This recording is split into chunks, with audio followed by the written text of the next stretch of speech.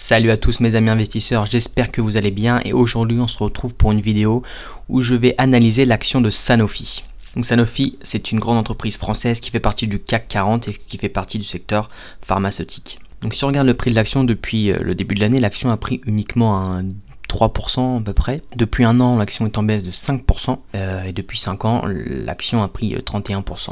Dans cette vidéo, je vais analyser avec trois méthodes de calcul le prix de l'action et savoir si c'est un bon moment pour entrer dans l'action ou non.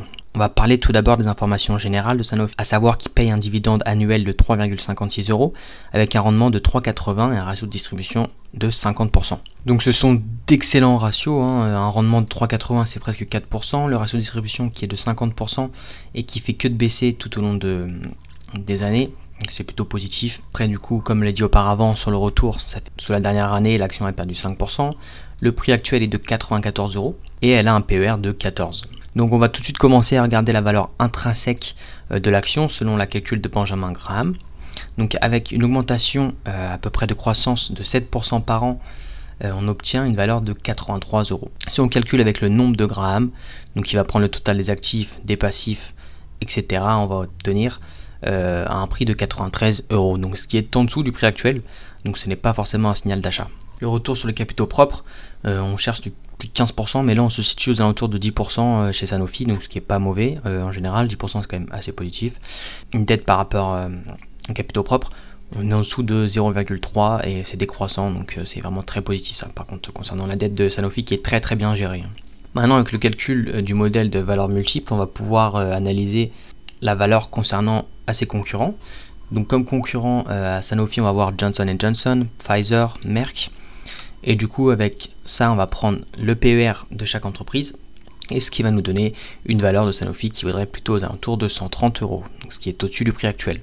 Si on regarde maintenant l'historique du PER de Sanofi, on peut voir qu'on est quand même très haut, on est à 15, donc c'est assez haut quand on regarde l'historique depuis 2010, mais si on regarde sur l'historique depuis 2016, on est à une moyenne à peu près. Donc c'est plutôt pas forcément un signal d'achat. Maintenant concernant le dividende, l'augmentation est à peu près de 3% sur les 5 dernières années.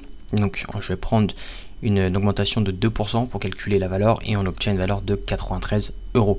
Donc avec le prix actuel de 94, on est encore sur un signal de vente. On peut voir le dividende de l'entreprise qui augmente très lentement. Donc si jamais vous investissez 1000 € cette année, ce qui vous donne un dividende annuel de 38 €, et au bout de 10 ans, ce qui vous donnera un dividende de 46 €. Donc on peut voir que le dividende a pris 1% en 10 ans, donc c'est vraiment pas terrible cette augmentation de 2%. Donc pour conclure, donc avec toutes les méthodes, on tombe sur une moyenne à 104 €. Donc avec une marge de sécurité de 15%, on trouve un prix de 88 €. Donc c'est plutôt un signal de non-achat actuellement. Donc avec 88 €, si on regarde durant l'année, on peut voir qu'en septembre 2022, l'action était à 77, donc là c'était vraiment un gros signal d'achat.